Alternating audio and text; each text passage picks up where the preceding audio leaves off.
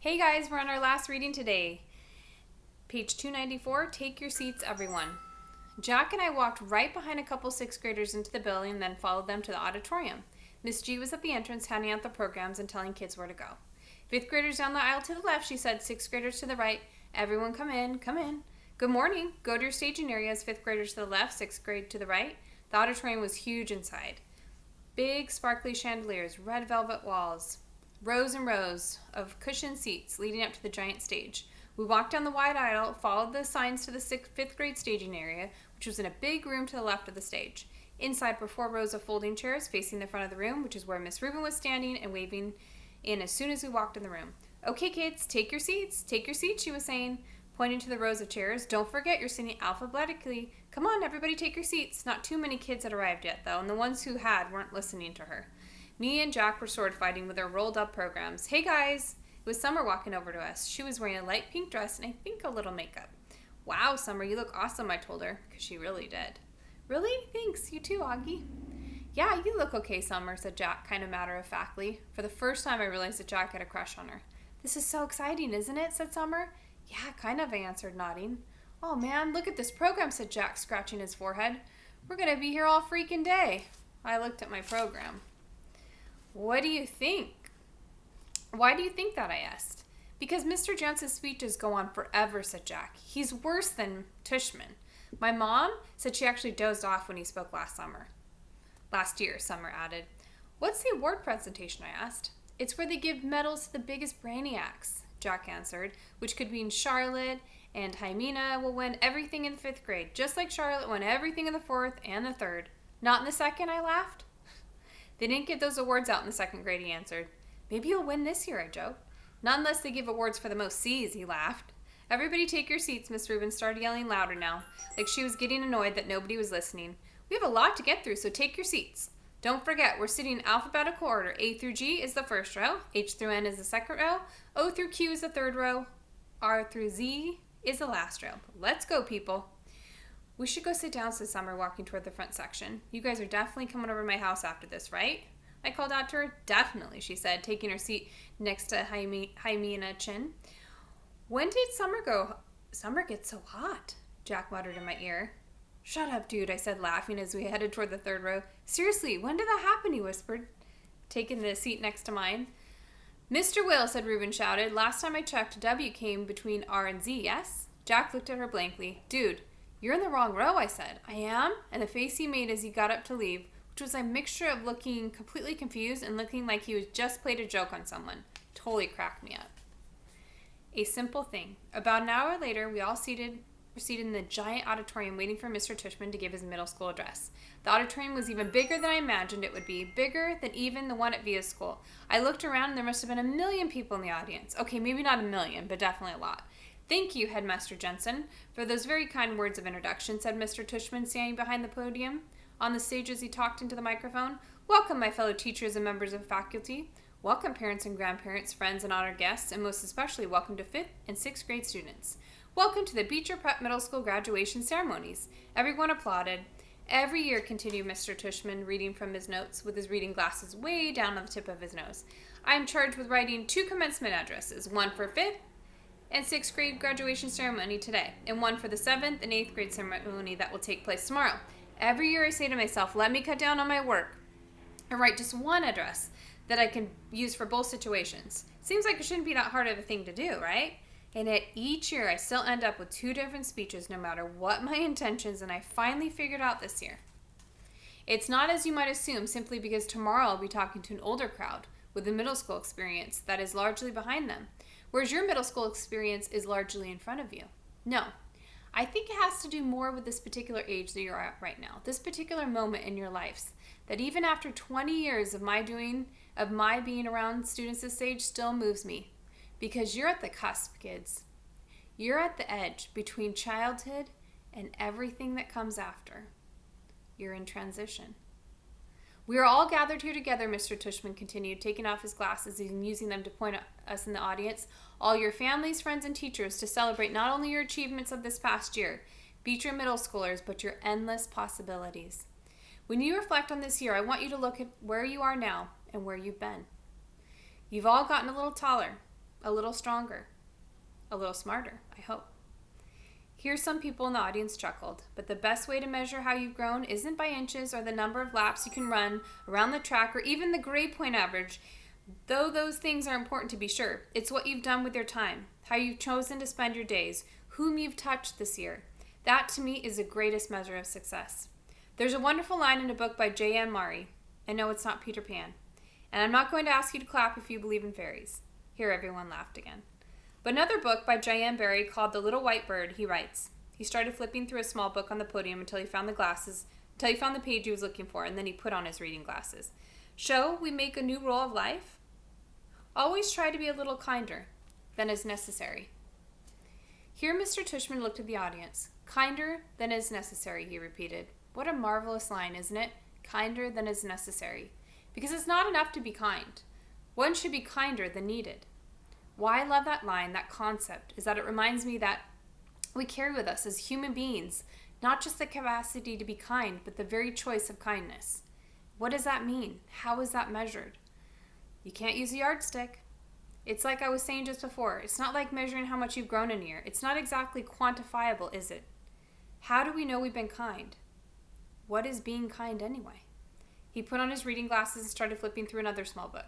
There's another passage in a different book I'd like to share with you, he said. If you bear with me, I'll find it.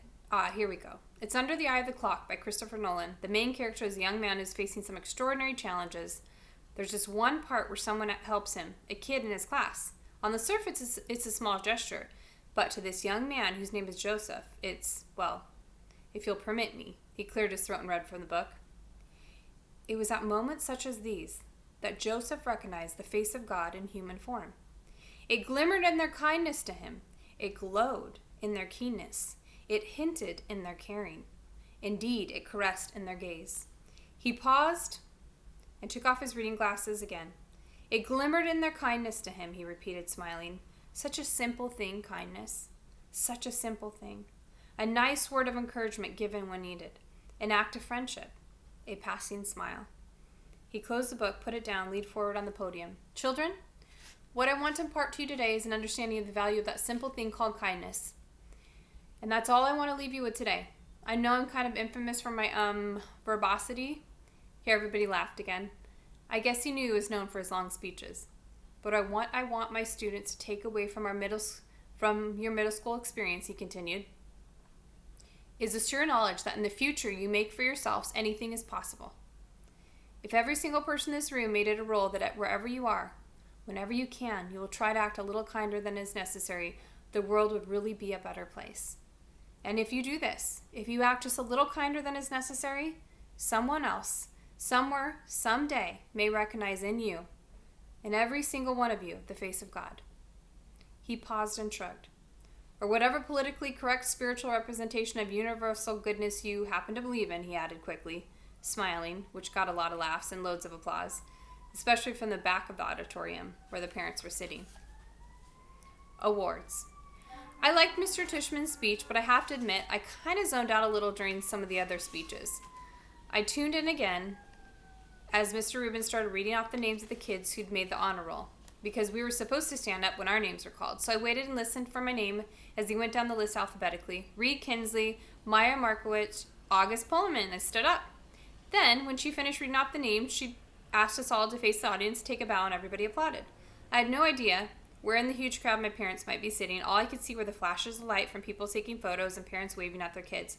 I pictured Mom waving at me from somewhere, even though I couldn't see her. Then Mr. Tushman came back to the podium to present the medals for academic excellence, and Jack was right. Jaimino Chin won the gold medal for overall academic excellence in the 5th grade. Charlotte won the silver. Charlotte also won a gold medal for music. Amos won the medal for overall excellence in sports, which I was really happy about because ever since the nature retreat, I considered Amos to be like one of my best friends in school. But I was really, really thrilled when Mr. Tushman called out Summer's name for the gold medal in creative writing. I saw Summer put her hand over her mouth when her name was called, and when she walked up into the stage, I yelled, "Woohoo, Summer!" as loudly as I could, though I don't think she heard me. After the last name was called, all the other kids who just won awards stood next to each other on stage, and Mr. Tushman said to the audience, "Ladies and gentlemen, I am very honored to present you this year's Beecher Prep School Scholastic Achievers, congratulations to all of you. I applauded as the kids on stage bowed. I was so happy for Summer. The final award this morning, said Mr. Tushman, after the kids on stage are returned to their seats, is the Henry Ward Beecher Medal to honor students who have been notable or exemplary in certain areas throughout the school year. Typically, this medal has been our way of acknowledging volunteerism or service to the school. I immediately figured Charlotte would get this medal because she organized the coat drive this year, so I kind of zoned out for a bit again. I looked at my watch, 10:56. I was getting hungry for lunch already. Henry Ward Beecher was, of course, the 19th century abolitionist and fiery sermonizer for human rights, after whom the school was named, Mr. Tushman was saying, when I started paying attention again. While reading up on his life in preparation for this award, I came upon a passage that he wrote that seemed particularly consistent with the themes I touched on earlier, themes I've been ruminating upon all year long. Not just the nature of kindness, but the nature of one's kindness, the power of one's friendship, the test of one's character, the strength of one's courage. And here, the weirdest thing happened. Mr. Tushman's voice cracked a bit, like he got all choked up. He actually cleared his throat, took a big sip of water. I started paying attention for real now to what he was saying. The strength of one's courage, he repeated, quietly, nodding and smiling. He held up his right hand like he was counting off. Courage, kindness, friendship, character.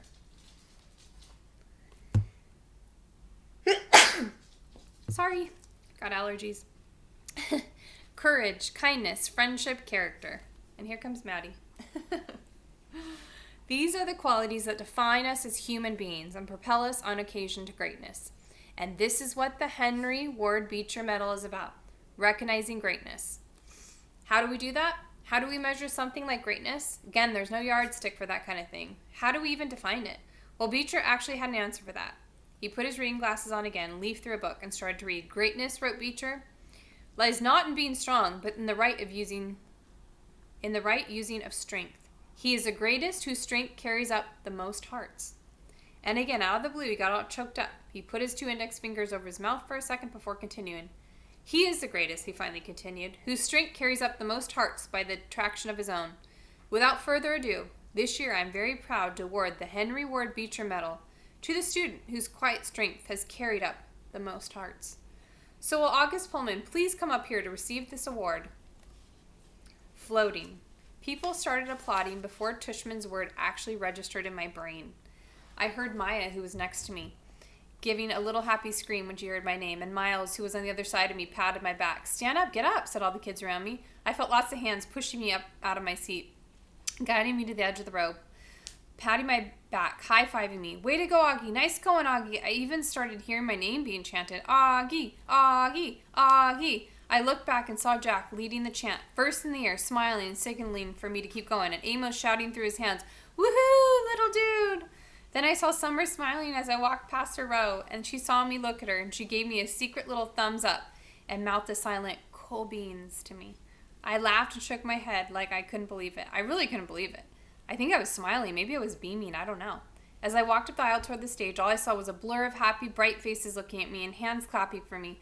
I heard people yelling things out to me. "You deserve it, Augie. Good for you, Augie." I saw my teachers in the aisle seats, Mr. Brown and Miss Patosa and Mr. Roche and Miss Tanabe and Nurse Molly and all the others, and they were cheering for me, woohooing and whistling. I felt like I was floating. It was so weird, like the sun was shining full force on my face and the wind was blowing. As I got closer to the stage, I saw Miss Rubin waving at me in the front row. And then next to her was Miss G, who was crying hysterically, a happy crying, smiling, and clapping the whole time. And as I walked up the steps to the stage, the most amazing thing happened. Everyone started standing up. Not just the front rows, but the whole audience suddenly came up to their feet, whooping, hollering, clapping like crazy. It was a standing ovation for me. I walked across the stage to Mr. Tushman, who shook my hand with both his hands and whispered in my ear, "Well done, Augie." Then he placed a gold medal over my head, just like they do in the Olympics, and had me turn my face to the audience. I felt like I was watching myself in a movie almost, like I was someone else. It was like that last scene in Star Wars Episode 6, A New Hope, when Luke Skywalker, Han Solo, and Chewbacca are being applauded for destroying the Death Star. I could almost hear the Star Wars theme music playing in my head as I stood on the stage. I wasn't sure why I was even getting this medal, really. No, that's not true. I knew why. It's like people you see sometimes, you can't imagine what it would be like to be that person. Whether it's somebody in a wheelchair or somebody who can't talk, only I know that I'm that person to other people. Maybe to every single person in that whole auditorium. To me, though, I'm just me, an ordinary kid. But hey, if they want to give me a medal for being me, that's okay, I'll take it. I didn't destroy Death Star or anything like that, but I did just get through the 5th grade. And that's not easy, even if you're not me. Pictures. Afterward, there was a reception for the 5th grade and 6th graders under a huge white tent in the back of the school. All the kids found their parents. I didn't mind at all when Mom and Dad hugged me like crazy, or when Via wrapped her arms around me and swung me left and right about 20 times. Then Papa and Tata hugged me, and Aunt Kate and Uncle Poe and Uncle Ben, everyone kind of teary-eyed and wet-cheeked. But Miranda was the funniest. She was crying more than anyone and squeezed me so tight that Via had to practically pry her off me, which made them both laugh. Everyone started taking pictures of me and pulling out their flips, and then Dad got me, Summer, and Jack together for a group shot. We put our arms around each other for the first time I can remember. I wasn't even thinking about my face. I was just smiling, a big, happy smile for all the different cameras clicking away at me. Flash, flash, click, click, smiling away as Jack's parents and Summer's mom started clicking. Then Reed and Maya came over. Flash, flash, click, click, click. Then Charlotte came over and asked if she could take a picture with us, and we were like, sure, of course. Then Charlotte's parents were snapping away at our little group along with everyone else's parents. And the next thing I knew, the 2 Maxes had come over, and Henry, Miles, and Savannah. Then Amos came over, and Jimena. And we were all in this big, tight huddle as parents clicked away like we're on a red carpet somewhere. Luca, Isaiah, Nino, Pablo, Tristan, Ellie. I lost track of who else came over. Everybody practically. All I knew for sure is that we were all laughing and squeezing and tight against each other. And no one seemed to care if it was my face that was next to theirs or not. In fact, I don't mean to brag here, but it kind of felt like everyone wanted to get close to me. We walked to our house for cake and ice cream after the reception. Jack and his parents and his little brother Jamie, Summer and her mother, Uncle Poe and Aunt Kate, Uncle Ben, Tata, Papa, Justin, Via, and Miranda, Mom, and Dad. It was one of those great June days when the sky is completely blue and the sun is shining, but it isn't too hot that you wish you were on the beach instead. It was just a perfect day. Everyone was happy. I still felt like I was floating, the Star Wars theme music in my head. I walked with Summer and Jack and we couldn't stop cracking up. Everything made us laugh. We were in that giggly kind of mood where all someone has to do is look at you and you start laughing. I heard Dad's voice up ahead and looked up. He was telling everyone a funny story as they walked down Amherst Avenue. The grown-ups were all laughing too. It was like Mom always said, Dad could be a comedian. I noticed Mom wasn't walking with a group of grown-ups, so I looked behind me. She was hanging back a bit, smiling to herself like she was thinking of something sweet. She seemed happy. I took a few steps back and surprised her by hugging her as she walked. She put her arm around me and gave me a squeeze. Thank you for making me go to school, I said quietly. She hugged me close and leaned down and kissed the top of my head. Thank you, Augie, she answered softly. For what? For everything you've given us, she said, for coming into our lives, for being you. She bent down and whispered in my ear, You really are a wonder, Augie. You are a wonder. The end. And I just want to thank every single one of you guys for coming into my life. I don't want to start crying. It's not the way we wanted to end the year, but it's what happened, and I am so glad that I got to meet each and every one of you. Class A, Class B, you all feel like my students, and I don't know, I just hope and pray the best things for you in the upcoming school year. You guys are going to do awesome in 6th grade. Just keep being kind, keep being who you are. We need kindness in our world. We need love. And I just hope that you guys just have an awesome beginning of 6th grade and know that anytime you want to come back and visit, say hello, I'm here for you. Thank you for letting me be your teacher and letting me read these stories with you. And just reflect upon your own year this year and goals that you want to set for next year and goals that you achieved this year. And just take this time to reflect the whole year and just know that I love you guys, and I hope you have a great summer, and I will talk to you soon. Goodbye.